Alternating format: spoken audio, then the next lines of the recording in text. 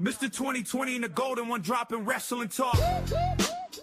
Wrestling adventure storytelling, no fake news here.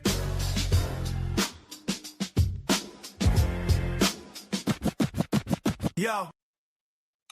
Welcome back, everyone, to the grandest podcast of them all. You have the Golden One and you have Mr. 2020. We're back. Jamie and Mike's Wrestling Adventures. It's been a while. It's been a few weeks. Yeah. Well, everything's been pretty well warranted. Both our lives are busy outside of this. And family always comes first. So there we go.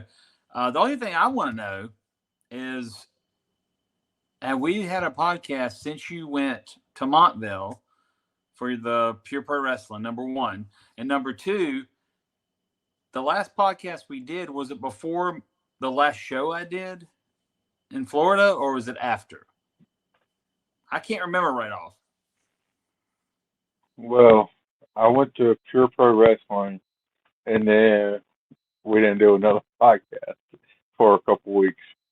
Okay, so the wrestling show that I did was, I think the wrestling show was in the little busy part of the schedule. Yeah. Okay.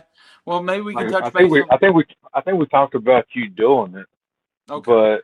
But it was at the weekend after we did the last podcast or something. Right. Okay. Well, maybe we can touch base on see how the experience was in Montville for you at the Pure Pro show, and because it's a new facility there, because the old one burnt down a few years back, 3 or 4 years ago, I believe, maybe 5. It's been a while. And then they built the new one. So by all indications shown online, the clips I've seen, it looks like a very nice new facility. The old one was a little older, of course, but it was there for quite a while. And that's the one I got to work in when I was in that area. I have not seen the new one. So, but anyway, do you want to start off with that, or you want to hit some WrestleMania notes and come back to that? No, we'll skip mine. I'm just kidding. No, it was a good show. I was getting a little aggravated there at the beginning because everybody, it didn't matter who, they was cheering for the good people. It wasn't one person booing the good guys. Yeah. And I know, it is what it is. And I was like, it's got to be that one person that likes the heels. Right. Well, it was. The Golden One started pulling for the heels. I could see that. The only time I did not pull for the heels was in the main event, because it was a 6-person tag. Yeah. It's been probably about 3 weeks now, so I can't remember everybody. But the Yellow Man was up in the main event, and so I had to cheer for him. Okay. And everything. But man, the kids at that place, they was getting into it. Jimmy Love, the world champion there, they just called him Tater Tot. Tater Tot, okay. His tag team partner, I don't know what kind of gimmick it was. It was kind of the guy does a gigolo type gimmick. He kind of reminds you of, do you remember Adrian Adonis? I think so. He kind of reminds you of Adrian Adonis WWF days a little bit. If it's that one, they was calling him Jelly Roll. Okay. And then they was getting into it, man. The other one was like a bald-headed geek, and I think that was like the manager that was there. So I can't remember the other person. It was like the kids was getting into it. I think it was Aubrey Wright. Maybe he's from Salem, yeah. But man, the kids, like I said, they was getting into it, and which made it great because like they started interacting with the fans more and Right. stuff. They was doing it throughout the show, but when the kids was getting into it, you could really see it. But this, the little old lady stands up in the back doing the tickets Hmm. when the people come in and stuff. Oh man, they got it cool with somebody up on the ring. They was yelling. They would thought it was like real and serious. I thought they was about to jump in the ring there for a minute. Okay. But I mean, they was yelling and fussing, and but like I said, I like the yellow man. He was good. Uh, he's gonna be part of the Pure Pro Wrestling. It sounds like more often now, so you will be able to see him in Montville and stuff. Uh, I just saw online where their next show is May 9th. That's, yeah, another Saturday. Hmm. Yeah. Um, Same night as but Backlash. yeah, Yeah. but my thing is I like tag team wrestling, real tag team wrestling, like Yes. 2-on-2 and stuff. Hmm. But the tag team champions, it was some masked man. I can't think of the name right now, but like uh, the other guy was like Bitcoin, like Bitdon or something. Yeah, yeah. Uh, they honestly they was a really good tag team, and I hate to say it, but they was going for the longest reigning tag team championship, in which I showed you the pictures. Hmm. I try to do like a Facebook Live during it, but the internet there sucked, so I couldn't do nothing. But they lost titles. Uh, the good guys hit the ref, and then the other ref comes in and counts the pin. They thought it was a title change. It wasn't, and then the regular ref called the uh, match and said it was a disqualification, so they kept the title. Hmm. But unfortunately, over the weekend in Franklin County, they lost the tag team championships. Okay. Are they going to be a tag team anymore? I don't know. I thought they was a good tag team when I see it. Now it's rumors like they like you could tell in Montville there was something going between them. Like they wasn't right on like the same page, but they got the job done. Like you can tell like a good tag team. Yeah. When they lost the championships, apparently it's trouble in paradise for the tag team. Hmm. So will they still stay a tag team? I don't know. But there's only one way to find out, and that's go to Pure Pro Wrestling when they come to your town and see for yourself. That's right. Yeah. Well, it's good, man. I'm good. It was. I'm really glad it was a good experience. Because it's 2023 was the last time I performed with that group in June of 2023. Um, up in Wirtz, and I did an hour-long match with current champion at the time was Lee Valiant, and went against Colton Cage, young guy. But yeah, that was it was an hour long. Luckily, we was in an air conditioned building because I remember doing shows back in Armory days, doing these Iron Man matches, man, and you just sweat. And the time you got out of there, it's like you took a shower because you were in there so long, and the refs have long pants, and if you're smart, you got knee pads on. It makes you sweat more, and you got your, you just head to toe, you got clothes on. Some of the guys don't, but yeah, everybody's drained by the end of that. So, but yeah, Yeah, I'm glad you had a good time. Pure Pro seems to be kicking still, and that's the closest they get to Roanoke area for the Roanoke yeah. fans. So if They, except for they got one coming at the Taco Fest or something. I forgot about that. May yeah, 2nd. that was in the Civic Center, right? I'm pretty sure that's Yeah. at the Civic Center. So Uh, yeah, I guess they did that. And remember back in the holiday or they sometime did recently, they did there for the railroad dogs or something. the Rail Dogs. Or Yeah. yeah, Okay, so they hit Roanoke, but not as yeah, often as Montville. So yeah. I So it's don't know good. how it's going to be at the Civic Center, but I mean, we talk about cheap wrestling, like to like because everything's so expensive. I Yep. mean, $15 and you got like 3 hours of entertainment Yeah. and everything. So I didn't realize it was like 3 hours, but I was like, man, I'm really getting my money's worth. Yeah. So I mean, it's a good experience. You get your money's worth. You get more than your money's worth. I mean, it's really good. So Yeah. Good, man. So,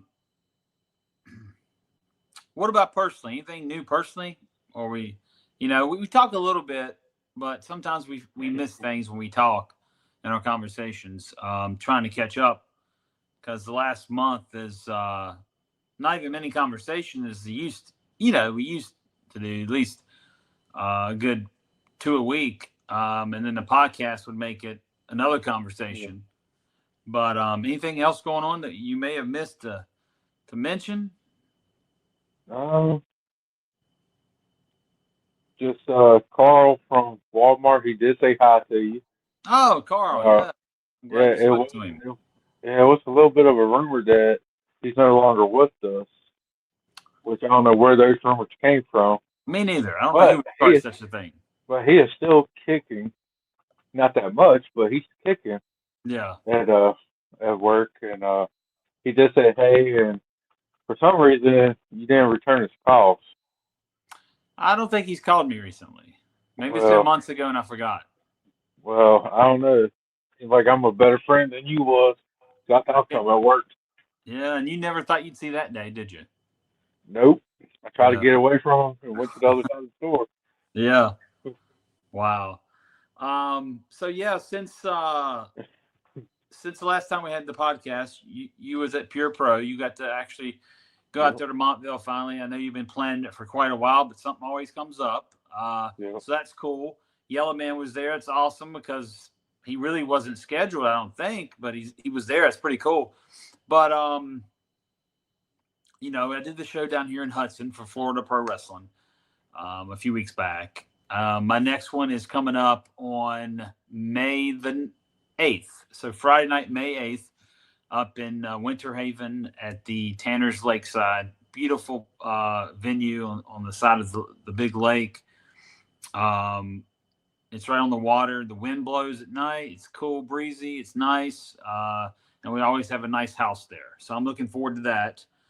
Really great talent. And I got to work with Billy Silverman again, former WCW ref on that show. And then May 8th is the same thing again. Me and Billy are calling all the action.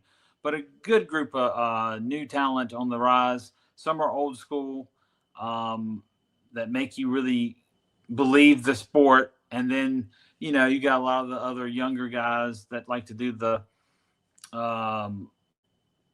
more of a young bucks, we can use term, or lucha style. We'll use lucha.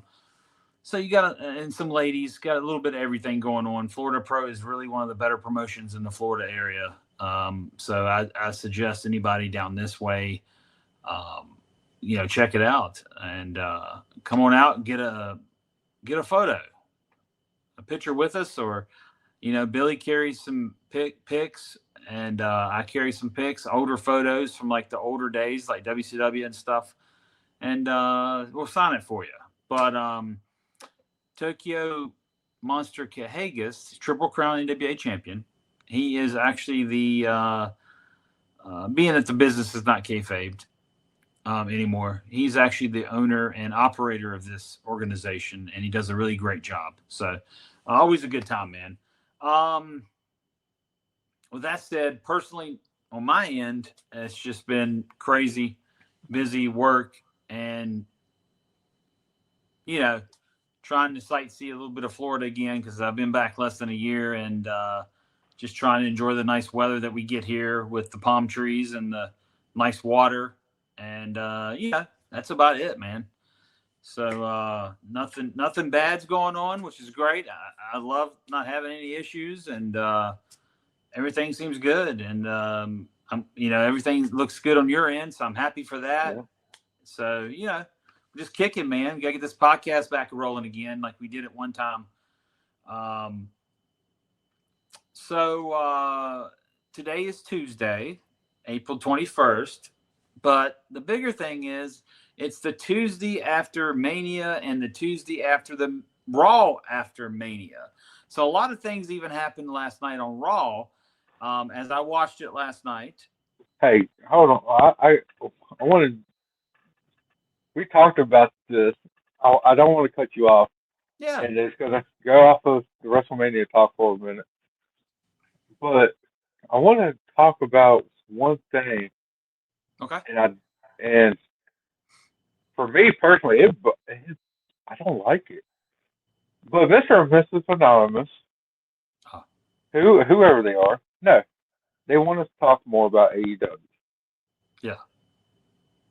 What's up with Darby Allin winning the world championship? I like the kid and Yeah. everything. Good high flyer. But for me, it's not believable that he's the world champion and how he won the championship. Yeah. Like, what do you think about that, honestly, in your opinion? Is it really believable? And why do you think they put the championship on him? Because there's a couple stories going around why he might have been able, why they put the title on him. Okay. But do you really think he's a believable world champion?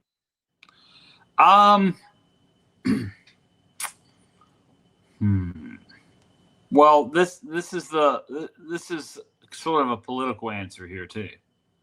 So, with the landscape of the business has changed, I believe at this point in the industry, any guy on any promotion's roster could be a world champion. It's just the way it is, right? That's my political answer. He is talented. It is a big movement. He is popular with the fans.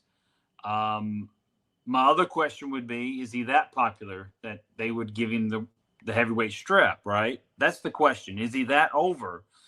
Is his merch sales out the roof? Is most of the crowd's reaction mainly for him? They do a survey for the company and everybody's like, we love Darby Allin, right? So that's the other question. Why was he put in a position to be world champion? Why did the company think he should be world champion? Number one and number two, whatever.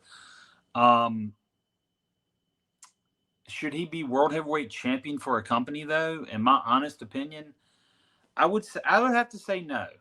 And it's nothing against Darby Allin because I worked with him when he was trying to get into Evolve back in the day, the OG Evolve, the Evolve before the WWE took it over, right? Ran by Gabe Sapolsky and Sal, and the same group that took us all to China in 2015. I did Mania Week, and I met Darby in Dallas, Texas. I'm scaring off a little bit, I know. But here's the thing. And I'm not trying to start any trouble, and I really don't care. But when we talk about that weekend in Dallas, I was just so like, why is these guys that's running this national promotion, indie promotion, that's really big, one of the biggest indie promotions ever, right? Why are they basically on his, I'll say it in a way where you know where I'm going. Why are they basically on his lap? Does that make sense? And I never understood it. Because I literally saw one of the guys that run this thing, basically between him and Will Ospreay that weekend. Oh my God, there was a lot of gagging going on, bro. It was just too much telling these kids how great they are, how great they're going to be. But what do I know? I'm not there running a major company either, right? So whatever. But the kids are talented. Look, it's almost like, in my opinion, in WWE, Danhausen defeating Roman Reigns for the World Heavyweight Championship. Yeah. To me, that's almost like what it is. Like Danhausen, he could be talented, Like if you watch some Danhausen stuff, he can be Yeah. talented. Well, If he takes like the like the comedy part away, he can be talented. let me He's ask. over with the fans and stuff, so Yeah. almost so, but it's not Well, believable. okay, got you. But let me ask you this: back to Darby Allin, since we're on that subject. What is what's your main reason why you say he's not believable? I think it's more like a old school type thing. Like for me, I don't believe like it was a good moment like when Rey Mysterio won the championship, like how the storyline was, but it's not believable that he was world champion material all them years. Right. It's not a world champion should be like a heavyweight, in my opinion. Right. Uh, like what? Like okay, so how he won the match? They traded low blows and then a coffin, like four coffin drop moves. It's just a splash, a backward splash. He knocks him out with two. He did not move on two Yep. of them. Yep. And then the third one, he hits him because Darby had to pull him to the thing. He's like out. So then after the third one, he rolls. MJF rolls to the side, takes another one, and then he kind of moves. I think I can't remember how the fourth one was, but he hits him with the fourth one, pretty much knocks him out again, and then wins the match. Mm-hmm. Who wins really off just a splash? Well, I will say this: he the same finish was done like 3 or 4 years ago on some indie show, Beyond or some wrestling. Yeah, I saw so that's that. why there's been talk that maybe MJF was injured and they did that finish like that, right? But after seeing it years ago done, it makes me wonder that they just like, hey, let's go do this finish tonight, Yeah. And obviously somebody wrote off on it, said go ahead and do it, right? But I mean, the kid's talented, but being world champion for your company, carrying that title, I just hope there's a real reason behind it, right? That makes sense. That he's got merch sales out the roof. And is he really that over? I don't know. I can't say. I haven't heard. Over. Like he's over. But is he over like Rover, man? You know what I'm saying? Like I don't. In my opinion, I don't think he's that over where they were just like, okay, you deserve this. We're just gonna slap it on you. Yeah. But like I said, I don't want to get no heat from Mr. and Mrs. Anonymous because we're talking about AEW. Yeah. But it's just not believable for me. Yeah.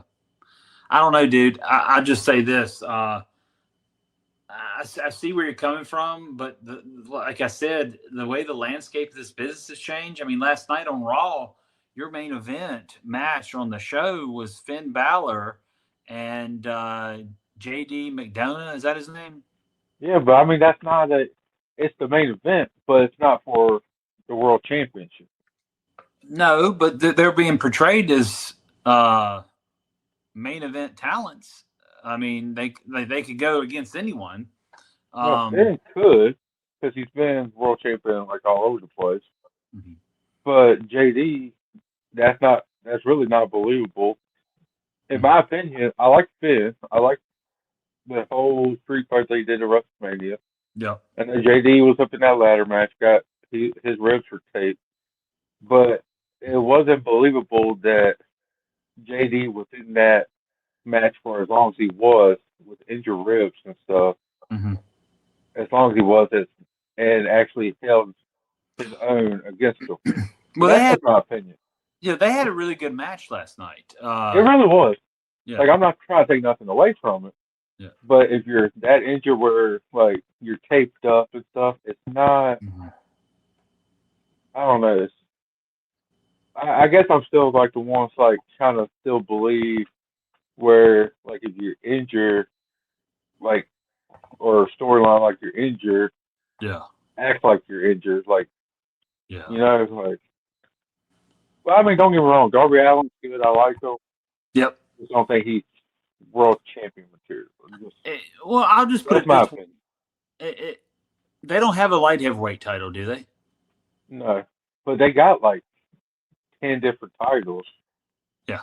I mean, they could have done like the Continental Championship, which it could kind of be their light heavyweight in a way.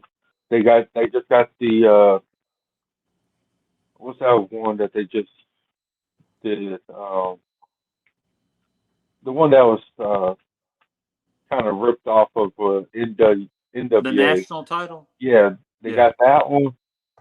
Like, if you're gonna, okay, so I think if Darby, if he would have worked his way and start getting like more championships, Yeah. then maybe I can believe it more.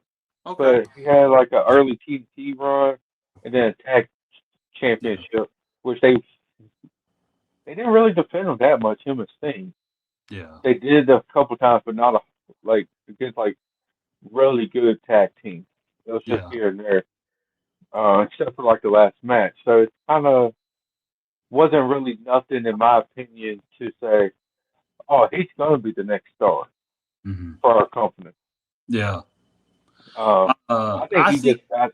I think he really just got it because he got that title opportunity, and if MJF did get injured, it's like, oh, this is the quickest way to get it off. That could make sense, Mm-hmm. and he was just in the right place at the right time. Yeah. Yeah. That could be, or it could have been. Who knows? Maybe they're like, "Hey, let's shock the system. Let's do this. Let's try something new. Let's see if this sticks. Let's see if this works." And he still got the title, obviously, because he just won it last Wednesday. Does he have a challenger tonight on Dynamite? I don't think so. Okay. And maybe I was thinking maybe it was a short run, maybe just something to shock the people, and then next thing you know, he doesn't have it. But I mean, it could be. yeah, I don't know. he I mean, he it was just driving me nuts. he'd be a good fit at in the X division type, like Yeah, TNA X division. I mean, he really would. I mean, he's a very talented kid, but I do see your point. But then again, and it's kind of political. It's kind of not. It's the way the business has changed, and some of the things they're going to do is not in our minds of how especially someone that's been in over 30 years like me and got in the business when it was still totally different. My mindset's going to be a little different. And a lot of people say, well, that's stupid to keep the same mindset. But realistically, here's the thing: pro wrestling is pro wrestling. Pro wrestling is supposed to be, regardless if people know the way it is now, everyone, of course, is supposed to be, guys getting there, putting on competitive matches in a sports type atmosphere. And then you had, of course, you had the big heavyweights, sometimes a super heavyweight. You had the light heavyweights, and they used to have them in their division. But when the business went off the rails and they didn't have a weight class division no more to put these guys in, I think that also put us in a different stratosphere to work with. Just like the X division had no weight limits. That was one of their slogans, I believe. yeah. And I think that changed the game when the business went to that. But this started slowly throughout the years, the latter 90s, the Attitude Era, when the WWF was trying to beat WCW and vice versa, right? And we had all this different writing. It was Crash TV, they called it. And, Crash TV was, a couple minute matches and segments that you were like, what the hell just happened? I've never seen this on pro wrestling before. It's kind of like Jerry Springer met pro wrestling, right? So, you got to look at it that way. But here's another thing, though, man. What do you think's more believable? Or do you think it's on the same level of this? I got one for you. Do you think intergender match, man versus woman, is on the same level as MJF getting beat by Darby Allin? I mean, Is it as yeah, bad? it's not. It's getting there. Like, Okay. um, it's so. I mean, a woman being a man, it don't make like it's not believable. So when Tessa won and everything, I didn't believe that. But can I say one thing? It may not. It's really not believable. You are 100% right. Even if they could whip the guy's rear, it's still not good TV. Does that make sense? Even if they really could, let's just put it that way. Even if a woman could beat the living daylights out of her opponent, realistically, it does not make sense in that type of forum. You know. Yeah. So this ain't bar fighting. It's professional. It's supposed to be professional wrestling. So yeah. So I'm not saying these girls ain't tough. I'm just saying it ain't believable. That's all we say. I'm not saying they're not good athletes. They're not tough. Because hell, back in the day, you had women like Luna Vachon and Medusa, right? Yeah. Fabulous Moolah. They could whip some guys' rear ends, right? Legit. Because Moolah used to train guys as well as girls at her school in Columbia, South Carolina. So she's tough. She could really beat men. But the point is, back then they knew better than putting a man versus woman because nobody wanted to watch it, right? So something happened along the way where a lot of people's accepted this, and that's good. But they're probably the same people that accept that are the same people that watch the Olympics, and it's okay with men competing in women's sports. You know what I'm saying? It's probably the same people that believe that's okay. So that's another subject, another day. I had to ask you that question, though. I just had to ask if it ranks up there. But no, all kidding aside, or opinionated aside, I'm interested to see where they're going with Darby Allin now because it is a shock. I wouldn't have saw that in a million years. Obviously, you wouldn't have saw it in a million years. So it's going to be interesting to see where they go with this. Because the kid is talented, but should he be the heavyweight champion to carry the crown? No. Maybe years later, but right now, no. I don't think he's quite there.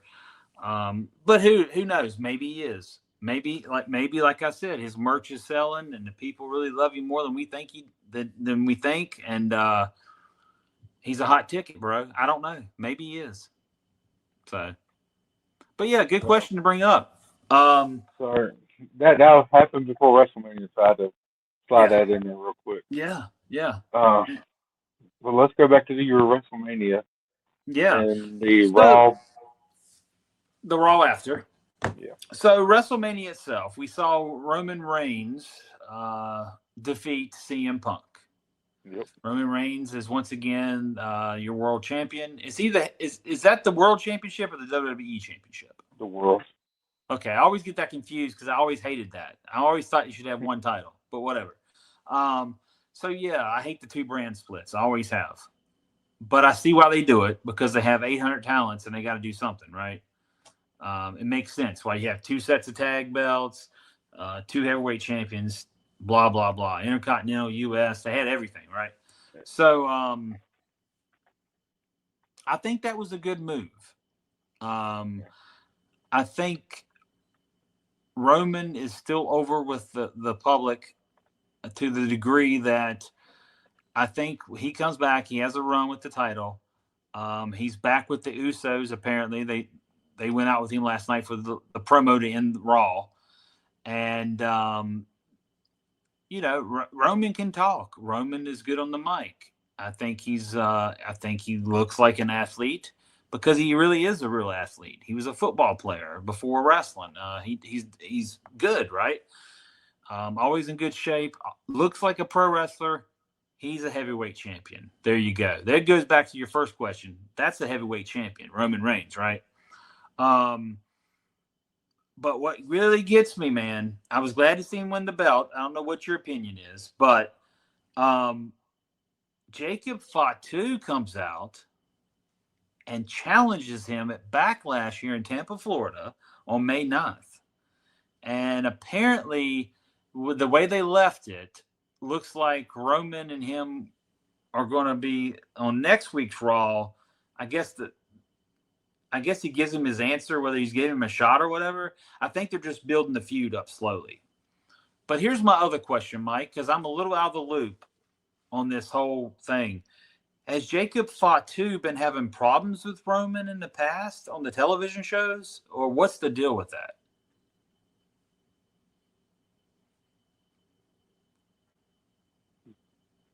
I don't.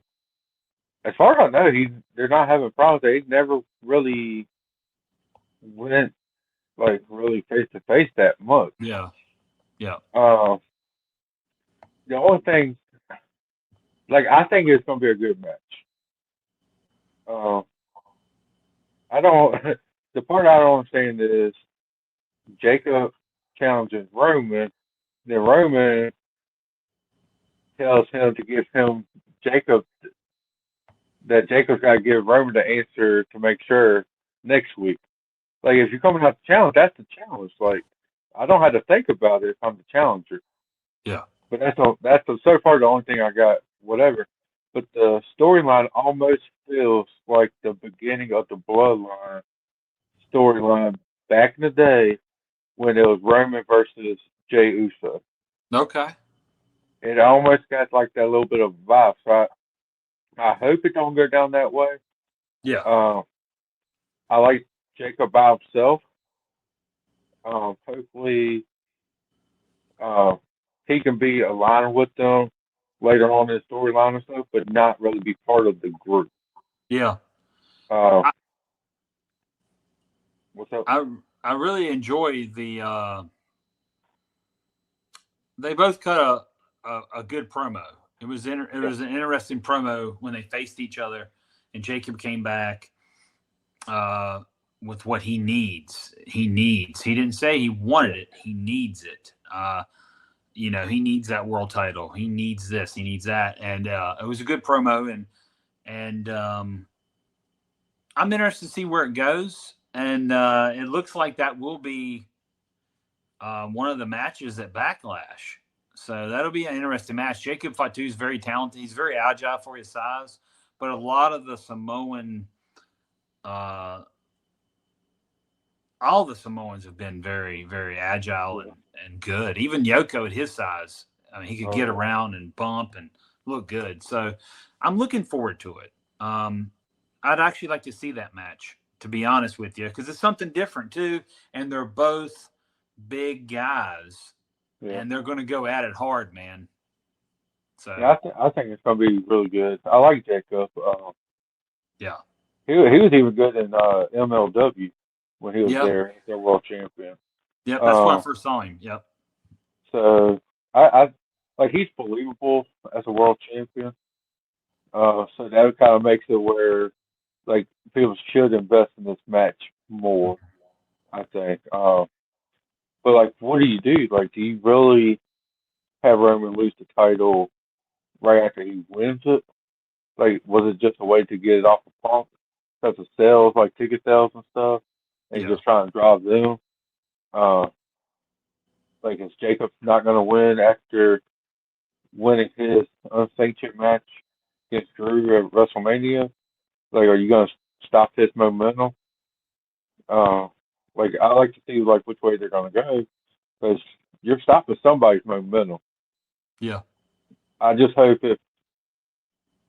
if Jacob loses, he don't lose all the momentum that he does have, because it took him a while to get it back. Last time he lost it. Right. But hopefully hopefully he does good, because I think he could really be a really future star of the business in WWE. Mm-hmm. So moving along real quick before we go back to the Mania matches, the Street Profits are back. They came in last night on a run in on the Vision. The Vision, of course, is Austin Theory and Logan Paul. Yep. And they got Heyman as their mouthpiece. I mean, they talk, but Heyman is Heyman. He was always good. When he was probably dangerously, he was good. But anyway, so it looks like the Street Profits are going back straight into tag team title contention. By the way, it looks. So I wonder if that's not going to be a setup match for the next pay-per-view or something. It's interesting to see because I believe it is a Raw branded Backlash. I believe by having Reigns on it, I would assume. So, well, first off, you like good tag team wrestling, right? Yeah. You said that. Do you think the Street Profits are going to have good tag team match with the Vision? Because Logan Paul is as bad as a lot of people hate him. He's an athlete. I mean, he is an athlete, and he's good. He picked up the business really good from coming a YouTube or TikTok sensation. He's probably both. I know he's some kind of social media sensation, but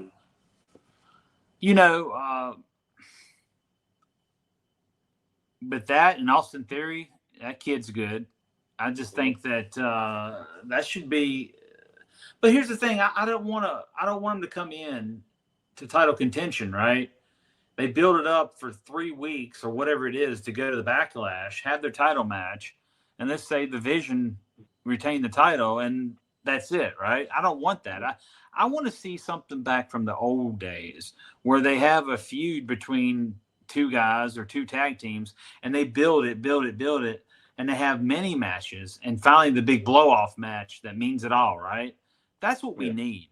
But a lot of this, like I believe the thing with Jacob Fatu is only going to be up to Backlash. I mean that's my opinion. I could be wrong. I don't see him taking it any farther than that. And it kind of makes me wonder if they would take, with so many tag teams in the WWE, right? Makes me wonder if the Street Profits, if they get their match with the Vision, is that going to be a one-off, right? And that's it. So we'll have to see. But I'd like to see some old school play behind some of these feuds, man, where we have a good 3 to 6 month angle. I mean, sometimes we do get that, right? Still, but I'd like to see the build up, and I don't mean let's do a build up right after WrestleMania. Like right now, we're seeing Punk and Rhodes, right? And then they'll have a couple matches. Or they'll start it, and then you won't hear nothing about it until lead into WrestleMania next year. And then you'll be like, I waited a whole damn year to see this. You know what I'm saying? I don't know. Maybe the booking is, in their mind is, hey, if we do this, we'll sell all these tickets to Mania, and we'll sell all the PLEs and all this. But I don't know what the thinking is, because in the old days, the business model of the business have changed. There's no house shows no more. Before it was all your TV, like would have been this set this up for this long feud, and they'd go take this thing around house shows, loops, and everything, right? So the business model's changed, but I'd like to see something substantial with some of these matches coming up, and not a one-off. I don't want a one-off of that tag team against tag team. They're both good tag teams. Let's have a little series with these guys. Let's go a few PLEs with it, right? Let's even if you just use your Raw to build the feud, and you don't let them. I'm not saying you can let them touch, like maybe in a brawl, but don't have any matches. Sell them at all your PLEs, maybe. Make it sound bigger than what it is. But who knows what their thinking is. I don't know. Like I said, I love tag team wrestling. Love the Good Brothers and stuff. Like that's why I'm probably still mostly into wrestling, because tag team. Like that got me back into wrestling and stuff like that. So, but my thing is, I probably WWE's got one of the best tag divisions out there. They really do. They got great tag teams. They don't use them. like one of the best tag teams in TNA history. Probably is definitely in the top 10. I say maybe in the top 5. The Motor City Machine Guns. Okay. You bring them in, they win the titles, they lose. Where are they? Right. You got them on like your 5th show or something, like Superstars or whatever that one is. Like they're not even on the main roster half the time anymore. Like Yeah. they got really good tag teams, but I don't know who's in charge of it. I don't know who's like producing, if it's creative. Somebody there in WWE does not know how to book tag team wrestling anymore. They got good matches, but they don't know how to book them anymore. Right. AEW, I will say, they will. They got good tag teams. Probably not the best out there.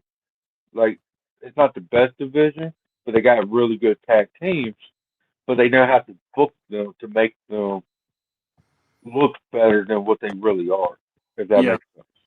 Yeah. Um, yeah, I'm just interested to see how all that plays out. I thought Raw was actually a decent Raw. I don't watch every week. I catch mainly I catch clips of most Raws. But last night I was like, the Raw after WrestleMania is normally something to watch, so that's why I did it. So yeah. But back to Mania, man. Now listen, Cody Rhodes and Randy Orton. Man, look at Rhodes' face. Now, that came from his kick, right? Or was that from a punch? That was that was from the kick. That's what I thought. The punt kick Yeah, he does. yeah, Yeah. Jesus Christ, man. I saw that. But them two gave it all. I think Roman and Punk overall had the better match of the weekend, personally. But I think the overall I hate you type atmosphere of a match, you definitely got to get the old school feel to Randy Orton and yeah, Cody Rhodes for that, my man. Uh, I think so. But it was kind of yeah, like my friend betrayed me type thing. It was kind of cool, right? And then they had yeah, their match. Um, so good stuff all the way around. Even though Punk and Rhodes are being set up. We talked about that earlier. They're being set up yeah, and something. And Rhodes actually told him last night, anytime, just let me know or something to that effect. So they're yeah, setting it up for Rhodes and Punk. So I yeah, guess we'll see Punk on SmackDown yeah. is my guess. So, but the two I big wonder where Randy's going on with this because they said they're gonna. It sounds like it's gonna be stretched out to where it's gonna be Cody and Orton for a while. Well, now you got Punk up in there. yeah, Not even on the same brand, really. So where does Randy fit in this? Is it gonna start being like a triple threat and stuff? right, yep, Like if he's gonna win his 15th title, I like to be like 1-on-1. Like I want him to pin the champion, not up in a triple threat where he pins like another challenger. Like I want it to be like 1-on-1, like old school wrestling, you know. But like it's hard to say where does Randy go from here. yeah, So yeah. I don't know where Randy does go from here, but we definitely know where Brock Lesnar's heading out, though, right? yeah, Brock Lesnar retired at the end of his match with Obo Fema. Is that his name? over famous. Yeah. Look, you got me all twisted up now. Okay. I actually like that guy. Yeah, Uh, he's actually going to be a major player. But once again, you're talking about who looks like it could be in world title or world champion. He's the guy. yeah, Obi, man. Yeah. Oba, man. Or whatever his name. Good over. stuff. Um, and Lesnar's passing the torch, obviously, to another guy. And for Lesnar to do that for people, for anybody he's done it over the years after becoming a star as he has, means he sees something there too. So that's a good plus for that. But I heard that his retirement though, man, was just there. He did it. That's what I'm hearing. That he didn't even tell nobody. Yeah, well, the rumor was he's going to retire this year at SummerSlam when they're in his hometown. So they're thinking like SummerSlam. But the real question is he really retired? They just released a shirt that kind of thinks he's retired now. But if you pay attention, they never say the word retired. They always say, "Where's he go? Where does Brock go from here?" Yeah. So, is it because Brock just retired without telling nobody, or is it some kind of storyline where he could end up facing Obo again at SummerSlam and maybe actually retiring there? But if it does, after he takes off his boots and gloves, left them in the ring, and kind of took that spotlight away from Obo from winning the match, then I don't know how I feel about that, but it got people talking.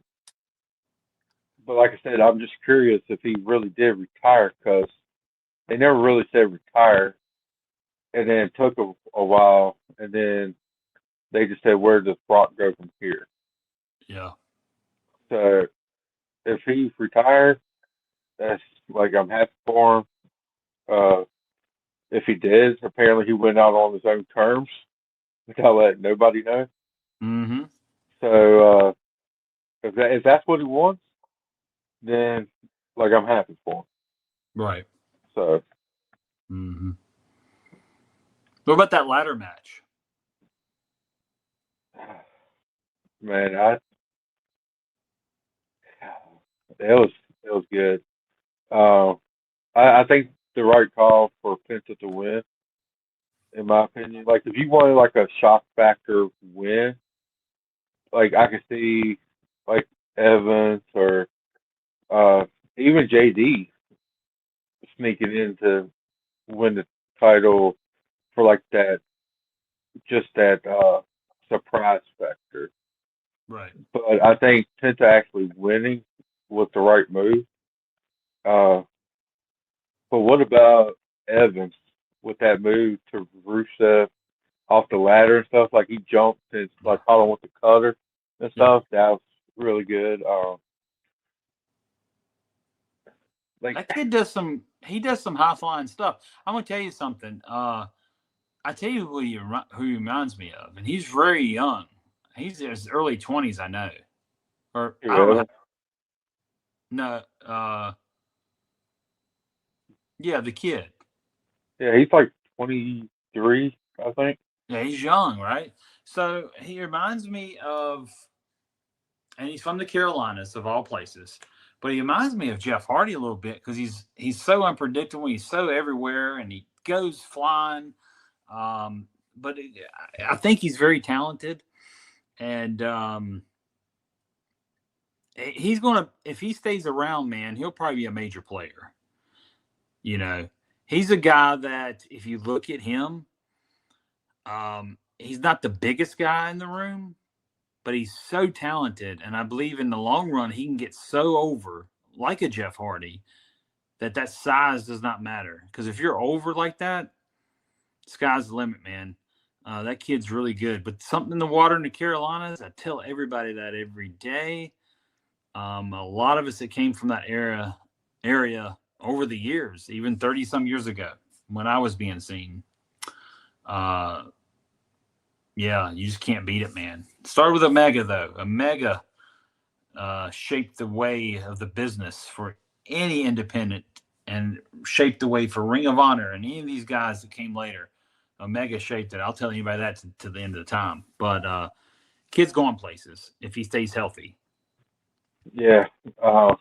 Like I didn't know how I felt about him at first when I first saw him. Yeah. But I like them.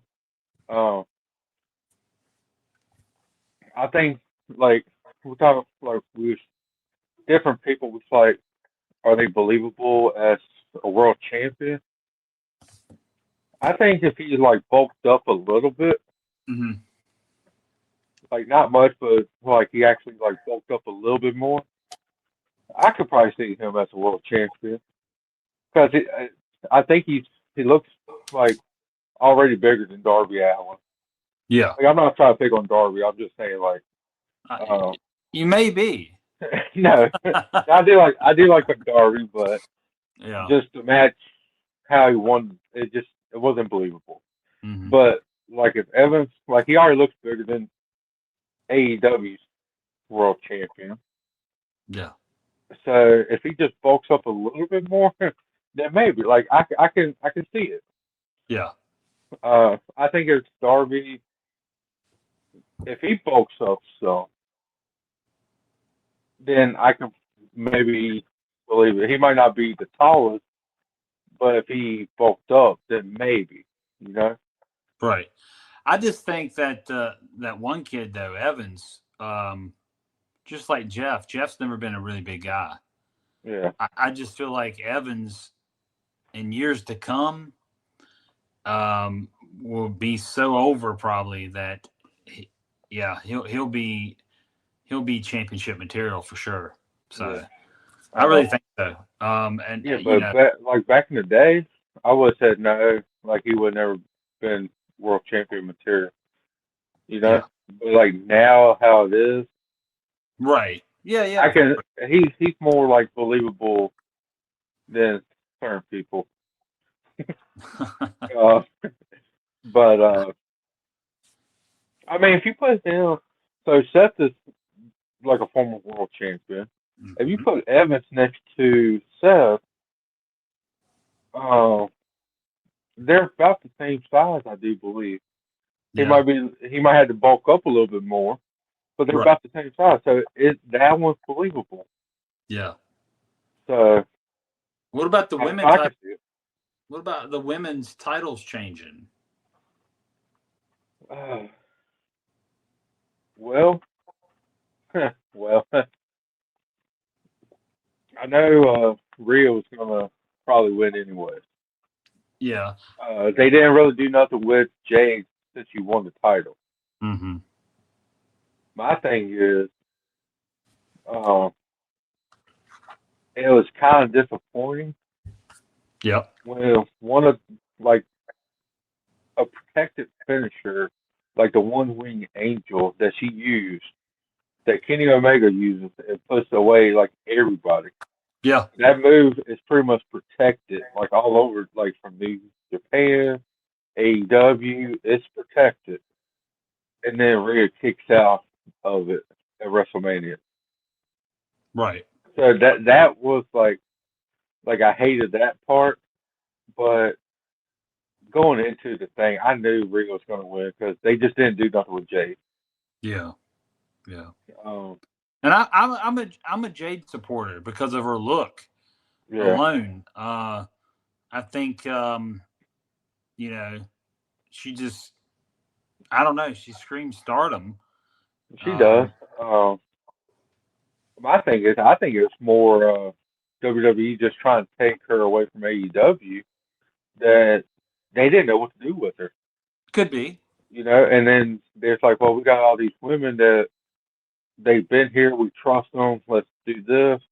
But if we don't do something with her, it's gonna make us look bad if we sign whoever. So let's put the title on her, but they didn't do nothing with her. Right. So I think that's all that was. But she, like you said, she screamed star, Yeah. and she's a believable champion. Yeah. But it's like they was too scared to pull the trigger on her. But I Right. know she still, but in AEW, she was. You could tell like she was still green and stuff. Um, I'm not saying that she's that now because she had a good match at WrestleMania. Uh, maybe if she would have came in and went to NXT to get a little bit more training and stuff, because she's still pretty green in the business. I Mm-hmm. think. I think it would have been better, but it was.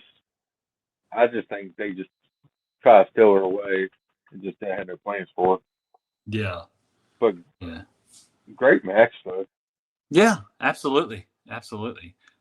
And something else that you guys need to be concerned with, other than WrestleMania and the Raw after Mania, is you should go over to CowboyRevolution.com right now. Take a look at everything they got to offer you through the merch and everything on that site. And when you check out, guys, all you got to do to save 15% is use the code JamieT123. And if you watch our podcast, the code's right on the screen right now. So don't forget about that. That's JamieT123 at checkout for 15% off at CowboyRevolution.com. And it supports the veterans. That's the main thing. So keep that in mind. So moving back to the talk of the town for right now. They have another ladies match one of the nights with AJ Lee and Becky Lynch. What'd you think about that? I think the right person won. Yeah. Yeah, I know the fans don't want to see it, and right after she won, they called her Becky Hogan again. Which it is what it is. Yeah. But in my opinion, the right person did win. AJ's like it's like she's okay. Mm-hmm. Honestly, if it wasn't for her marrying to CM Punk and her name value, does she really come back to wrestling? Like Right. right now, it's like, okay, she's on screen and it's her name, but nothing really screams like main event person anymore. Right. Right. I don't know if it's just because so much time away from the business or what, but it's just, I don't know, this time around, like before, you could tell like main event person and everything, but with that little break in between, what, like 13, 15 years or something, Mm-hmm. it just, I just don't see it. Like it's maybe if she worked her way back up the ladder, coming back, but throwing her right back into the main event, like a championship match and stuff. Like the ladies don't have a lot of matches ever, so when they're on there, it's like almost like a main event for them, So that's why I say main event. Yeah. But with the names, like the big names that they are, you would think it'd been better. Like I don't know. Like I just wasn't impressed with it. Like it was a good match, really good match, but it just wasn't. It felt more like a Raw or SmackDown match than a WrestleMania match. Right. The only thing that screamed WrestleMania to me was the entrance for both of them. Right. But it honestly felt like a Raw or SmackDown. Well, you know what got me was the next night, even though Netflix has commercials like Raw would be on USA back in the day, right? The matches were longer on Raw than they were any of the PLE. I guess it's PLE now. Either night, it seemed like, except for the exception of Rhodes and Orton went like 22 minutes. That was the longest match, I believe. Am I right? No, no, that was the second longest. The longest was Roman and Punk. The Roman match, yeah. Okay. That one was like right at 33. Oh, okay. I didn't know it was that long. Okay. Yeah. But the girls got more ring time on Monday, the matches that they had them on, right? Yeah. Than they did on any of the PLE over the weekend. Like all the matches was kind of short. Like in my opinion, WrestleMania was good. Like, don't get me wrong, I like WrestleMania, but it's almost TKO, in my opinion, is kind of destroying WrestleMania. Yeah. I mean, they're both almost 4 hours long. in night one, just the matches from bell to bell, night one was an hour 22 minutes in a 4 hour show. Yeah. Night two, an hour 26 minutes Yeah. for a 4 hour show. Like, it's not even half of the thing is matches. Yeah. Uh, it was like rushed to go. It seemed like it was rushed to get to the ads and stuff. But then, like, if you look closely, I saw online, like, after WrestleMania, because somebody broke it down, uh, it almost looked like Jay knew, like, you could tell, like, she knew she was going to lose the championship, so she was trying to take in the moment and stuff like that. But then you looked at the ref, it looks like he was rushing her.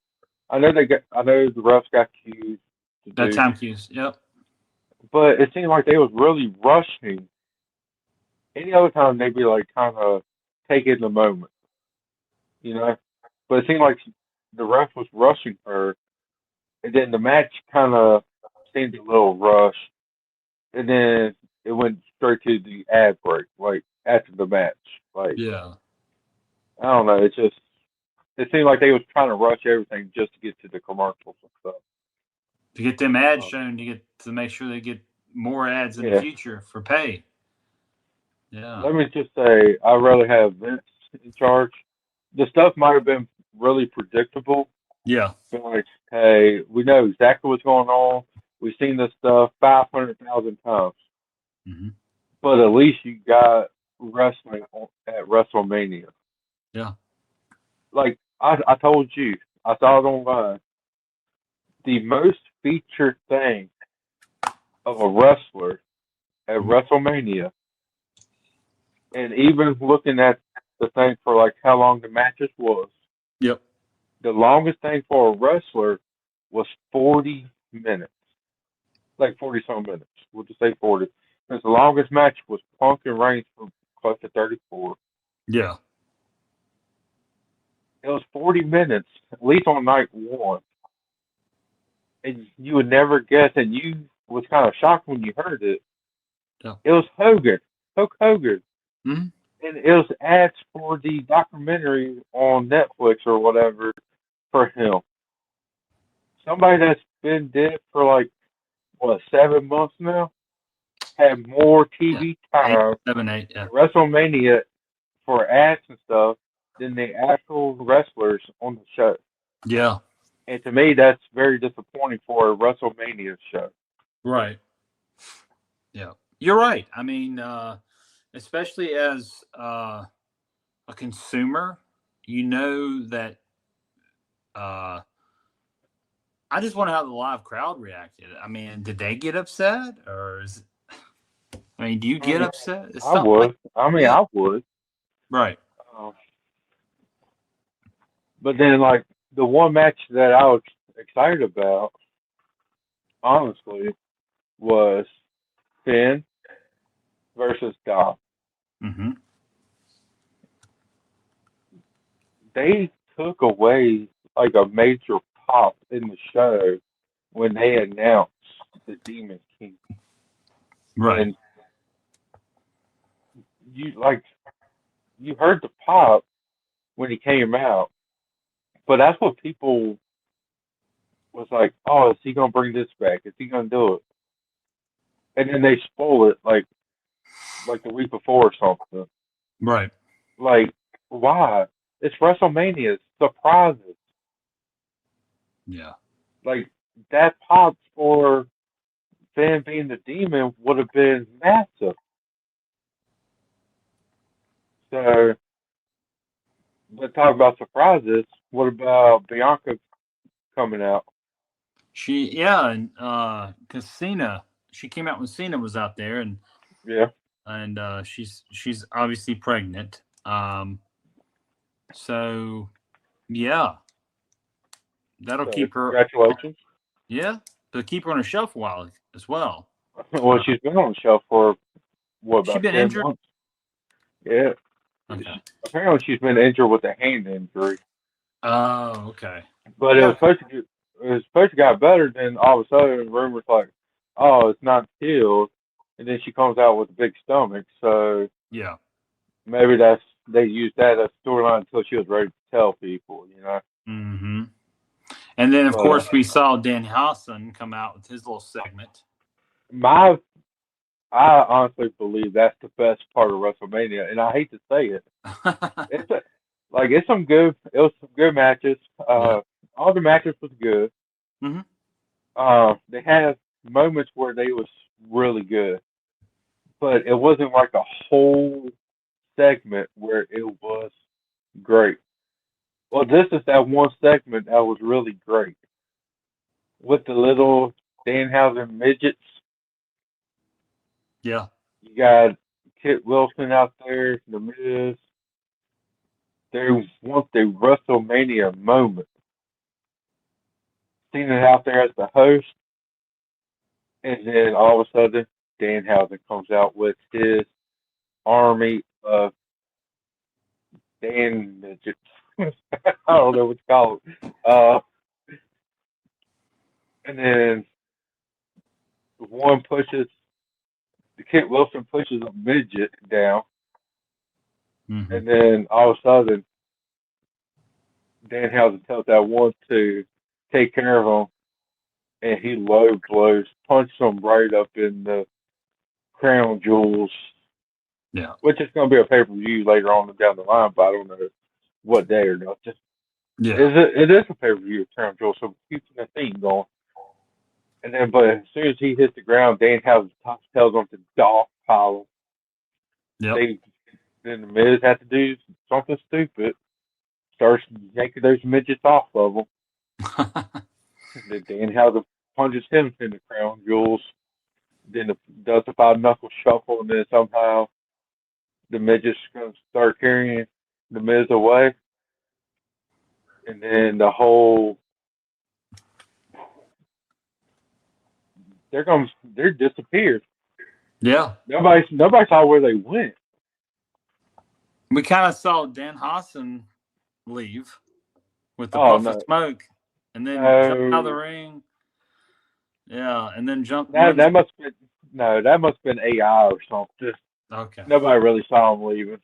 Okay. No, I mean, I just wonder if that wasn't done deliberately to say, like, oh, it was. you know, I don't think that they screwed that up. But did you hear the pop when like Cena starts like laughing? Like he couldn't control it. He was laughing at the whole segment. And then when Danhausen's supposed to disappear, he goes underneath the ring, and everybody sees it. Yeah. It's like people sees it. It's on the big screen, everything. And then the crowd just erupts. Like he is over right now. Yeah, I mean, I'll give him that. He is over. And apparently from day one, the merchandise sales have been good. Yeah. So I give him that. So but see, now going back to what I was saying is, you know, Dan Hassan's that over, right? And he's not a very big guy, but they could market him and still make money because he's so over.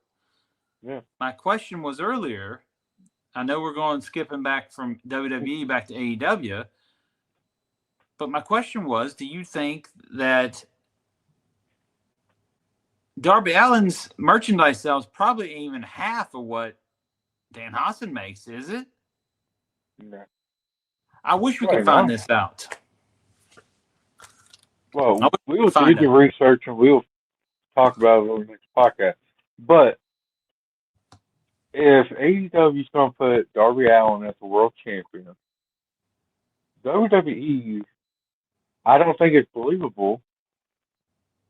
Put Danhausen as the world champion. Yeah. I mean, at least Darby Allin's got what? A backwards splash? Okay?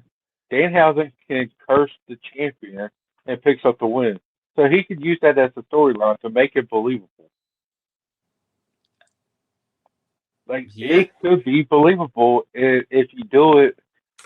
If you believe he can curse people, yeah. he does it on TV all the time. Okay. He cursed that one ref where he was trying to hit Miz, but he hit the ref instead, and he couldn't count to three because of his arm and stuff. And after he uncursed him, then his life got a whole lot better. Went to Disney with his family, and they'd start laughing at his jokes. So it's real. Yeah. It's believable. Maybe he needs to tell the Chris Benoit in the 2027 Hall of Fame for WWE will be cursed. Okay. Because he deserves to be in it. Yeah. So let's see. I'm lost train of thought now. Danhausen was in AEW. Yeah. But they never did anything with him. No. He was, you could tell he was getting over. Like, he was getting cheered pretty good, but he wasn't really doing nothing. Yeah, he's not really doing nothing in WWE except like a couple of different skits. He finally had a match he won. He might have had two, but I know he won his first one and stuff. Like AEW, they just I don't know. But it was weird because when he came to WWE, it sounded like he got booed and stuff. But he's the number one seller in like merch, and he's so over with the fans right now. Mm-hmm. Like, I don't know. I like it. Good. I don't think he's gonna be world champion material. Let's be the storyline about cursing the champion, like I just said. If that happens, I should be the new producer and writer for WWE. Yeah. But maybe. I think honestly they should really test it out. Give him a Intercontinental Championship or United States Championship and just see how it goes. Because he could be one of them for sure. So there's two more things I want to touch on WrestleMania. Right? Gunther and Rollins. Yeah. So Gunther, man, he yeah.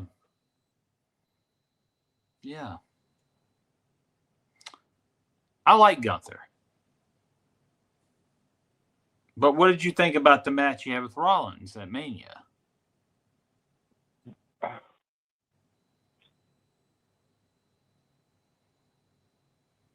It was okay.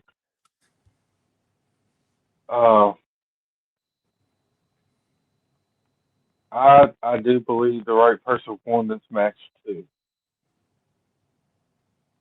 My thing is, you want him to be unstoppable, right? Yeah. You got him retiring Cena. You got him retire AJ. So you got him actually like all this. Yes, Seth is younger than all of them, but you want him to be unstoppable. He didn't look unstoppable. You gotta think he had interference from Braun, which, by the way, what a massive spear that was. That was a good spear. The second one from like coming off the ramp right there, not his best form. Yeah. But in his defense, that was a very long run to connect with the spear. Mm-hmm. But mess up on one spear out of like 100 one that looks amazing, I'll take it. Right. But you want him to be unstoppable, but you got interference. Where's he go? Like, is he really unstoppable how you want him? I mean, if you're gonna, in my opinion, you retire Cena, you retire Styles. Uh, before uh Brock decided to retire himself, it sounded like Gunther was going to retire him at SummerSlam. I don't Right. know how true that was, Yep. but you got him retiring all these legends, like. But then, like Seth Rollins, it looks like he was kind of struggled to beat him in a way because he has health. Uh, and then, um, but Oba, Femi, he should Gunther should be like him, be unstoppable, take it, yeah, go back and forth a little bit, but be dominant. If Yeah. that's the way that you want the career retire killer to be, should be like Oba, not one that looks like, oh, I barely got by this. I got lucky to get this. Yeah. You know? Yeah. I mean, I think Oh, they did the right choice with Oba because he matched size for size yeah. with But like Lesnar. Oba, he took some punishment from Brock. Mm-hmm. Like Brock got the upper hand, got the match and everything. So it went back and forth, but you saw how dominant he was. Right. Right. Gunther, on the other hand, he's getting these big match wins, but it's like he's not really doing it by himself. Yeah. And LA Knight brought that up on Raw, kind of, Mm-hmm. saying that he only won because it was pretty much 3-on-1 and stuff like that, which it was. Yeah. Um, so it's like people question him now. So I mean, you retire the legend from WWE, you retire the legend from TNA, but then you're struggling to win these matches. After you retire them two, you should have been unstoppable. Right. Nobody messing with you. And then if you want somebody to get close to winning, do a storyline of like him getting hurt, like his arm or something. Not Yeah. go back and forth and stuff. Like I'm just disappointed on how he's being portrayed. Yeah. I got you. Yeah. Sounds like an Uh, AEW booking to me. Just kidding, y'all. are you? Uh, so the other one I'd like to bring up was Trick Williams, man. Before we talk about the match, did you see what he wore to the ring? That thing was, Yeah, yeah, I don't know how to explain it. like it was what like that big fur coat, right? And then Yeah. it's almost like what they roll out for like weddings and stuff, like hooked up to his jacket, Yeah. kind of. It's like a big roll of toilet paper stuck to your shoe. Or hanging But I out of mean, your pants. but you know what I'm talking about, right? It's Yeah. like it just like I don't know, like his interest was cool. Right. Uh, and I hate to say this, but I think his entrance would have been a whole lot better if that rapper didn't come down with him, but instead Booker T did. Okay. And you know me, I don't like Booker T Yes. whatsoever. I know. But him doing Trick Williams' entrance in NXT, can you imagine the pop for that at WrestleMania? That would have been massive too. Yeah. Like they had the opportunity and then they went with the rapper and stuff. Like that was your chance. Like I would have been okay with that. Yeah. But like other than that, the entrance was great. Um, but I do believe the right person for the storyline was right on winning, if they really, so Sami Zayn's pretty much a heel now. He gets booed out of the places now. Now, if they would have done it where he did like some kind of heel thing Yeah. to pick up the win against Trick, I would have been okay with that 100%. But with him not really doing like anything heelish, Right. then I think the right person did win. If he would have tried to be a heel and stuff, like maybe did like if they knocked down the ref, because you know how easy that is. Um, Is it? yeah, it's very easy, especially if you're a red-headed ref. I wasn't anything Uh, about it. I'm bald. but I mean, if they would have knocked him out and then maybe did like some kind of heelish thing where use a chair or something just for him to get the advantage to win, I was, like I said, 100% okay with that. No questions asked. But how he didn't really do nothing heelish, then I'm fine with Trick Williams winning. Yeah, I was cool with that. I mean, I thought that overall, everything we talked about, a lot of good matches. Just a lot of them were shorter than what we expected to be Oh yeah. at a PLE, especially WrestleMania. But no, you've had a lot of stuff online. People trash it, but most of it was about the too many commercials and the short matches.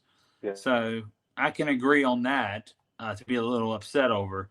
But overall, if you're fussing over a match or something that happened the last 2 days, I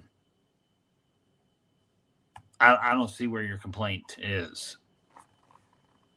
So, but yeah. What do you think about? We're about done with the WWE WrestleMania, right? Yeah. What about Unless you want to bring up something else. kinda the Hall of Fame? Okay. Okay. I am so happy the Good Brothers was there to induct what many people believe the best professional wrestler on God's green planet, AJ Styles. The Good Brothers was there. I mean, sooner or later, if they're going to keep popping up on TV like this, I say you sign them to a contract and bring them back. Yeah. But that's not where I'm going with this. I just like they was on WWE TV once again. I had to make sure everybody knew they was at the Hall of Fame, and they was definitely the best dressed people at the event. Did you also read the comment about from Kevin Nash about The catering. yeah, that there was Yeah. nothing there. He said it was like bags of potato chips and bananas and bottled water and an orange. I mean, Well, he talked. I don't know. It probably was bad, but if it was, that's uncharacteristic for WWE because having been to a Hall of Fame while being employed by them, going to Manias while employed by them. There was always food. I mean, like you were at a taping, right? There was always stuff everywhere. So I don't know if they really are that bad. I don't know if he made a joke because it was a little off from the way it used to be, or if it really was that bad. Because if it really was that bad, that's not good because the WWE of old would have never have done any of their talent that way. I will say if the water came from Kroger, it probably was pretty good water. Well, being that they were in Las Vegas, I'm sure they got a local brand out there. Well, they probably do. But yeah, if it's true, then that's sad. Yeah. Or like a Hall of Fame and stuff. You It would think is. they would like do more, especially for a Hall of Fame for like the people and stuff. Yeah. But no, my thing about the Hall of Fame, one, Stephanie McMahon should not have that long of a speech. Yeah. True. Apparently, it's like the longest thing anything for WrestleMania except for the ads. It was about 40 some minutes. Yeah. But AJ kept it nice and sweet. Uh, I think he being like part of it recently as a wrestler and stuff, he knew like the people were probably tired. They probably want to get ready to go, so he kept it sweet and everything. He's still there for like the boys and stuff. Yeah. But somebody asked him if he missed wrestling, and it almost felt like the air got sucked out of the room because he said no, he did not miss wrestling. But it's only because he finally gets to do something that he hasn't done in like 25 years, Yeah. and that's be home with his family. Yeah. So if he, yeah, it's AJ. He probably has honestly about 5 years left in the tank. Just how good he is. He is still good. Yeah, he didn't like how some of his stuff was and stuff. He thinks he was like a little bit slower and stuff like that, but he was still really good. He probably could have stretched it out for at least 3 years. Yeah.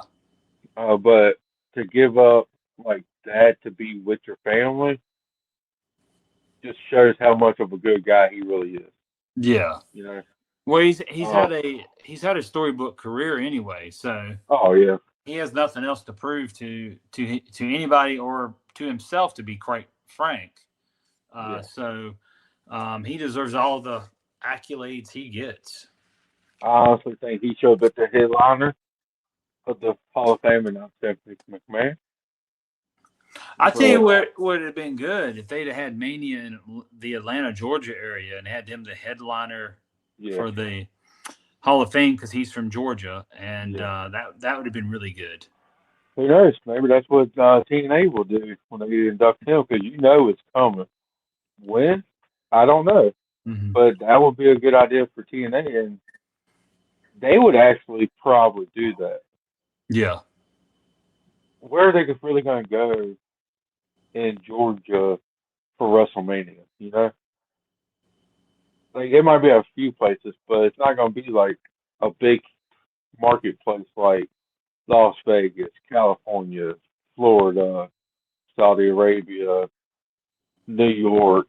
You know, like yeah, they can find a place down there, but it's not going to be big money like they want. So Yeah. They've had a Mania there before, right? yeah, but they're trying to go bigger and stuff. TKO is just greedy and Yeah. stuff. So, but no, the thing. What about what's floating around online about the Hall of Fame? Sid Vicious. Oh yeah, his son. Yeah. Which, if you think about it, I agree. I agree with it. Uh, Even if it's just the legacy, it was the legacy one, wasn't it? That he got inducted to. It is. Mm-hmm. Like he's in the Hall of Fame.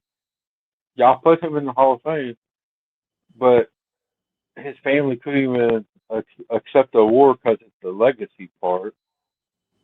You know, Yeah. they didn't put him on none of the shirts or anything for the Hall of Fame. Yeah, it might be the legacy, but he's still part of the Hall of Fame. Yeah. Like they should have done. He's done a lot for the business. I mean, he even broke a leg on pay-per-view, and Goldberg told a red-headed referee to get out there to help him, and he didn't even help him.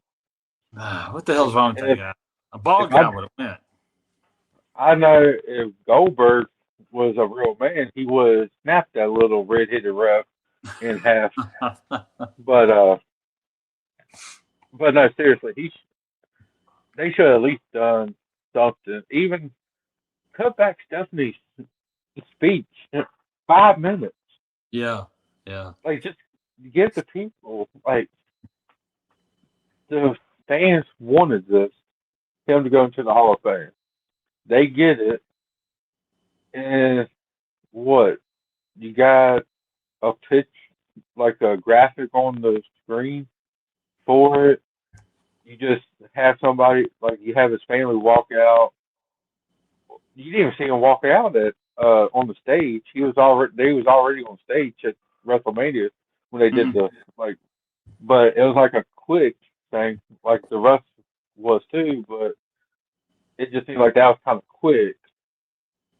It's like, if you really didn't want him in the Hall of Fame, then don't do it. Like, Right.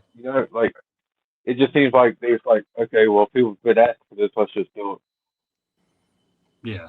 Kind of feels like they were just throwing a name out. Yeah. And,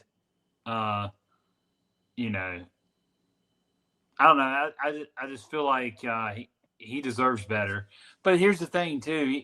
Guys like him, uh, if they don't go in before they pass, it's kind of bad because they're not able to have their Hall of Fame speech. They're not able to thank the fans or any of the cool stuff. So it kind of sucks for guys. And it kind of sucks that a lot of times the company will go, well, hey, let's put him in the Hall of Fame. Oh, okay, that's the guy that died a year or two ago. Yeah. It's like, why don't you think about these people before they're dead? Yeah. Everybody, life's uncertain for us all. Doesn't matter how old you are. But a lot of times, once guys get a certain age, and they've been in the business forever, their bodies wore down, and their health could be bad. We don't know what's going on. Sid actually went through cancer treatment, which a lot of people didn't know because he didn't tell them. So yeah, I think a lot of times they do not offer these Hall of Fame spots in time, and that just kills it for you anyway. Because my thing is, you can't put everybody in 1 year. I understand that, but a lot of times they'll put some people in. You're like scratching your head, like, why did he or they go in and this guy didn't until he was dead, right? So it's kind of one of them scratch the head type scenarios. But he's very well deserving of a Hall of Fame, and he had a good WWF run. He had a good WCW run. Sid had some good runs. So I'm glad to see him go in, but I wish it was better circumstances where his son and family could feel more good about it and appreciative about it. So now, do you think if he would have went into the Hall of Fame, like, I mean, I don't like how they say, oh, the celebrity wing, the legacy wing, all that stuff, and then the actual, like, Hall of Fame. If he would have went in without the legacy part of it, like, say like a Stephanie McMahon, AJ Styles, Demolition, Dennis Rodman, uh, does his family get a speech? uh Because they've done speeches before for people that's passed. yeah. Just like, uh, just throwing the name, like Eddie Guerrero. Yeah. When he passed, Vicky was out there. Yeah. Chavo and Ray, they was out there. Yeah. Uh And then like Bray Wyatt, just a couple years ago, yeah. like Bo Dallas, like if he wasn't in the legacy part, I think he would have had like a speech. Mm-hmm. What makes the difference in the legacy to this? Yeah. Well, my whole thing is this: regardless if it's legacy or you put someone in the Hall of Fame and they've passed already, but certain people get their family to speak for them, get to honor their memory, um, and all that, but other ones don't. It makes you wonder why you think these couple people are more important than these other people, right? And at the end of the day, it shouldn't be that way because they all went out there, performed for years for the wrestling fan. And Sid did just as much for this business. And I know some people's going to disagree with my comment. But to me, Sid did just as much for this business as an Eddie Guerrero or somebody. And he should be looked in the light and respected more. But you often wonder why certain people are respected more than others, but that's just anything, I guess. It's no telling. I don't know. Yeah. But yeah, I think he's well overdue to go in, but I wish he'd have went in before he passed. Just like a lot of them, they passed, and then a year or two later, they put him in a Hall of Fame, and you're like, well, that was a little too late now, wasn't it? Yeah.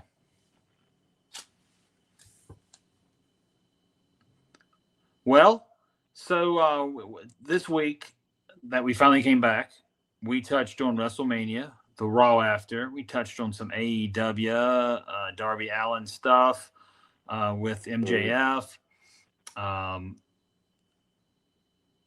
the Hall of Fame and all that, man. So I think it's a good week. Now next week, guys, we are going to pull together for you out of the backlogs. We're going to pull together some 90s talk when I was on the road making my way to the big time. And we're going to talk about how the independents have changed from the 90s until now. We'll talk about how the independents in the 90s were so different than what the territories were. We'll compare all that and much more. And we're working on getting a former NWA athlete in here, professional wrestler. Now, listen, when I say NWA, I don't mean NWA now. I don't mean NWA of the 90s when it was all independent groups using the name. We're talking about Jim Crockett Promotions NWA. Real cool guest for you guys. We do not want to mention it yet. We want to make sure it's set in stone and we can bring it to you. So stay tuned for that. I'm also bringing on Randy Eller from WCW, a former WCW referee, and I'm also going to have Billy Silverman on here one week. So we got some guests lined up. They're coming. So, Mike, with that being said, we talked about Cowboy Revolution. Then go save 15% at checkout with using the code JamieT123.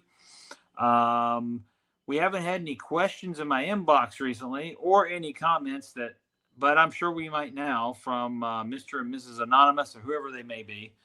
Feel free, guys. They should be happy I talked about AEW. Yeah, but you probably said something bad about AEW.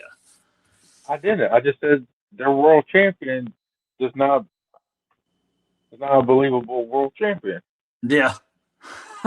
Okay. But it's, in my opinion, you can't say, like, if it's a dog fight, you can't say a Chihuahua because Darby is bigger than a Chihuahua. It's more like a poodle. A poodle versus a pit bull. Mm-hmm. It's not believable that the poodle's going to win. You got a valid point. But David beats Goliath, right? Yeah, but the iceberg beat the Titanic. That's true. Very good point. But then Tessa Blanchard beat what was that guy's name? Sami Callihan, was it? Is that who she beat for the title? Yeah. That's not believable either. Okay, but it happened. Did it really? Unless it's AI. It probably was. It was AI before AI was AI. Okay. It was during the COVID era, wasn't it? I think so. Okay. I think it was. Maybe. No, it was before that. Oh, okay. Only because, it was before that because the Good Brothers made it to TNA during COVID after they got released. That's true. So it was before that. But like I said, it's not believable. She should have never won the title. Guess what? That's why she wasn't in our top 10. That's right. TNA World Champion. Guess what? She probably would have never made it in the top 100. I don't think they had 100 different champions. They haven't. Well, she's not even in the top 100. Okay. It's not believable, just like Darby ain't believable. Yeah, like I said, he could be more believable if, in my opinion, if he bulked up stuff. Almost like Pac or Pac. What's his name? Pac. Yeah. Yeah. He in WWE, Mm-hmm. he was not believable as a world champion. Yeah. Especially when he was like the NXT to WWE part. He was not believable. AEW, look how much he's bulked up. Yeah. Like, height-wise, still the same. Everything's the same. He just bulked up. He's a believable world champion now. Right. So Yeah. I think if Darby at least bulked up some, then he could be world champion. He needs to bulk up just like our good friend Danhausen. But Danhausen's He's got muscles. Now, he's got muscles on muscles, man. I'm going to tell you something, though. Danhausen has one thing that every other competitor doesn't have, and that is he can curse you, like you said. I know one thing. Just like he said, he walked down the red carpet of the WWE Hall of Fame. So he said he's now an official WWE Hall of Famer. All right. And after that moment with John Cena, he said he's the new GOAT. Cena passed the torch to him. That's right. You think he will? Yeah, he already did. Okay. Danhausen is the new GOAT of WWE. He was just afraid he would get cursed. No, he passed it. Cena knows real talent when he sees it. Okay. Well, one thing we know is we love you guys out there listening to us, whether you listen to us on our social media feeds that are on the bottom of that screen, and you cannot see that. I will tell you who they are. They are Spotify, Amazon, iHeartRadio, and Podbean. Also Pandora. And then if you want to watch us on YouTube. We have our own YouTube channel. But if you're watching us, you know that. And it's Jamie and Mike's Wrestling Adventures. You can pull us up, like and subscribe, listen, watch, and send in questions, comments, concerns, complaints. Which do it. probably will get some now. Yes. We're looking forward to it. Don't forget, you can check us out on Facebook and Instagram. That is right. Jamie Mike's Wrestling Adventures. That's right. Go like that, share it, and let people know about us. Let them know that you have a good time when you listen or watch. And let's continue this thing, guys. Let's continue it.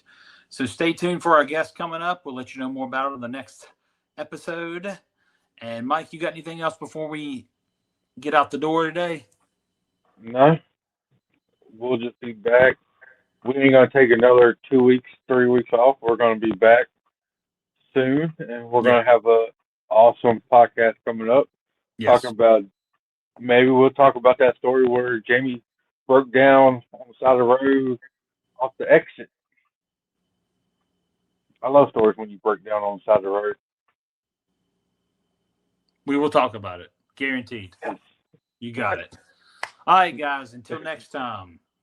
And for the next adventure, we'll see you next week. Bye, everybody. Have a good one. Mr. 2020 and the golden one dropping wrestling talk. Wrestling adventure, storytelling, no fake news here.